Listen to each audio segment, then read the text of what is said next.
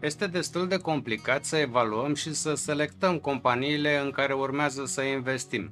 Dacă ne uităm pe platforma brokerului XTB, la orice companie o să ne ofere pe lângă informațiile de bază și factori cheie despre companie. Am creat playlistul Evaluarea companiilor, special pentru a înțelege fiecare termen pe care e nevoie să îl știm. Materialul de astăzi este despre raportul EV supra EBITDA, adică valoarea de piață a întregii companii împărțită la profitul său înainte de dobânzi, taxe, depreciere și amortizare.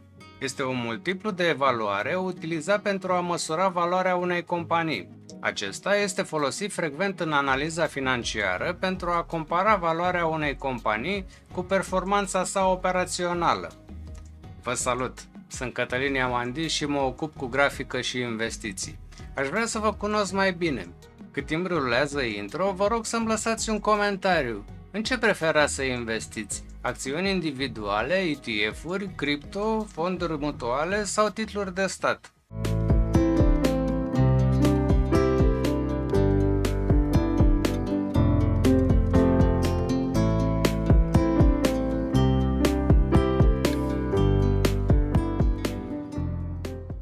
Scopul acestei prezentări este educativ și exemplele oferite nu sunt recomandări de investiții.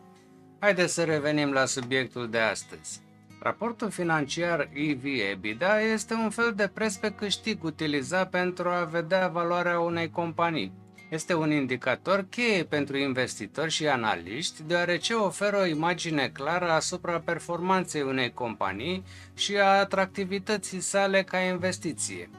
Enterprise Value reprezintă valoarea totală a unei companii, incluzând atât valoarea acțiunilor, capitalizarea de piață, cât și datoriile, dar scăzând numerarul. Cu alte cuvinte, este suma pe care ar trebui să o plătești pentru a cumpăra întreaga companie. EBITDA vine în engleză de la Earnings Before Interest, Taxes, Depreciation and Amortization.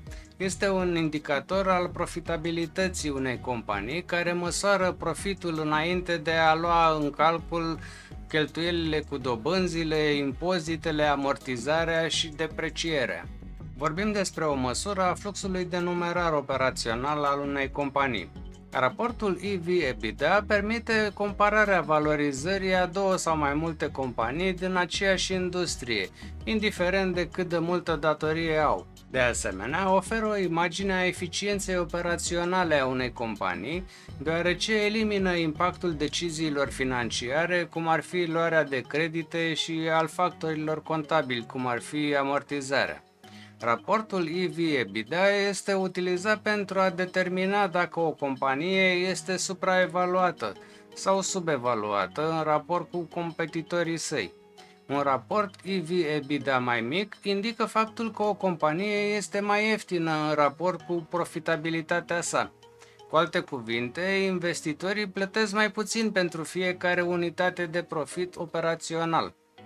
Un raport EV/EBITDA mai mare sugerează că o companie este mai scumpă. Acest lucru ar putea fi justificat de perspective de creștere mai puternice, o poziție de piață mai bună sau alte caracteristici atractive.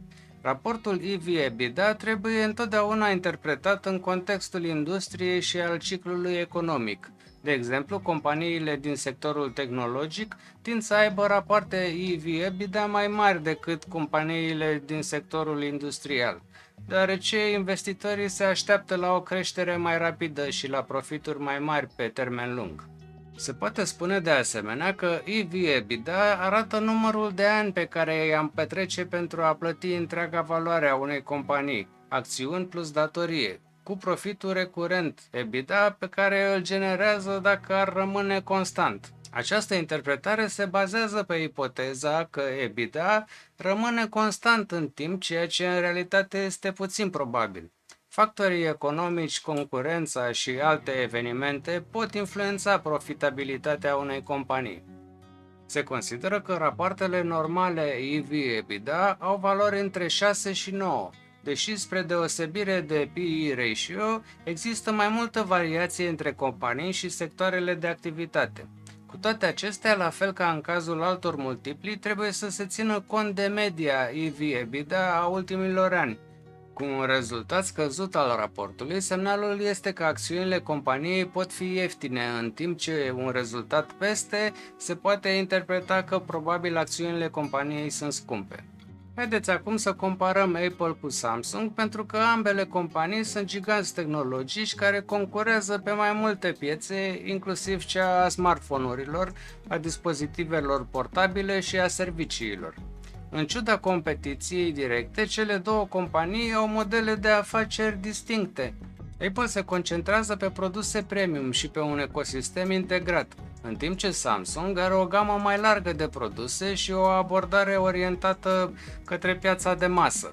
Apple are un raport EV/EBITDA semnificativ mai mare decât Samsung. Pentru anul fiscal 2023, Apple are un EV/EBITDA de 20,82, în timp ce Samsung are un EV/EBITDA de 9,9. Valorile pot să difere ușor în funcție de sursă. De obicei, eu verific direct pe platforma brokerului. Cu un raport EV/EBITDA semnificativ mai mare, Apple este percepută ca fiind o companie mai valoroasă. Aceasta poate fi explicată prin marca puternică, ecosistemul integrat și o bază de clienți loiali. Cu un raport EV/EBITDA mai mic, Samsung este evaluată într-un mod mai conservator. Aceasta poate fi legată de o mai mare dependență de ciclurile economice și de competiția intensă pe piața smartphone-urilor. Această prezentare este un rezumat concis și oferă direcții de studiu pentru cei care doresc să aprofundeze subiectul. Am înființat un grup pe Facebook unde îmi face plăcere să vă invit pentru idei și discuții. Este numit Cercul Prosperității Financiare. Aveți linkul în descrierea materialului. Voi continua să postez 2 analize și un material educativ ca acesta în fiecare săptămână. Ca de obicei, mulțumesc frumos tuturor și vă rog să vă abonați dacă nu ați făcut-o deja pentru a nu pierde videoclipurile viitoare. Apăsați butonul de like dacă ați urmărit până aici videoclipul și vă rog să distribuiți acest material.